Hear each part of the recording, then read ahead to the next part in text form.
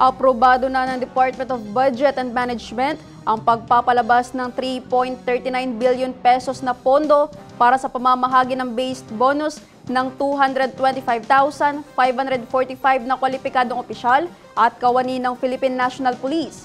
Ang News Now sa report.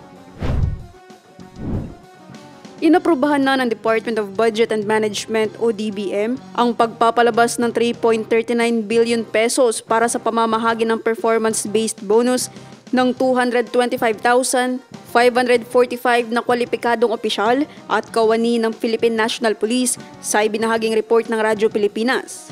Ang paglalabas ng PBB para sa PNP ay bahagi ng utos ni Pangulong Ferdinand Marcos Jr. na palakasin ang moral at kapakanan ng mga manggagawa ng gobyerno, lalo na ang mga tagapagpatupad ng batas ayon pa sa report. Layunin din itong ipakita ang pangkalahatang hangarin ng administrasyon na magkakaroon ng propesyonal, masigla at suportadong burokrasya na nagseserbisyo ng may integridad at kahusayan.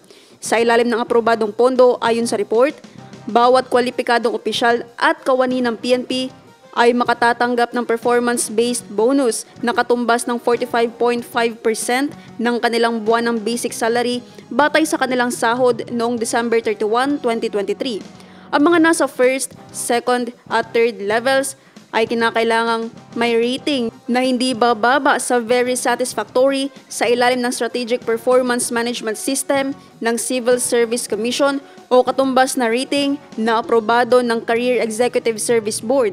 Ang pondo ay kukunin mula sa Miscellaneous Personal Benefits Fund sa ilalim ng Republic Act No. 12116 o Fiscal Year 2025 General Appropriations Act. Ayon sa report, ang pagbabayad ng Fiscal Year 2023 PBB ay batay sa Final Eligibility Assessment Report ng Administrative Order No. 25 Interagency Task Force na inilabas noong September 16, 2024 na nagpapatunay sa pagiging kwalipikadong PNP para sa bonus.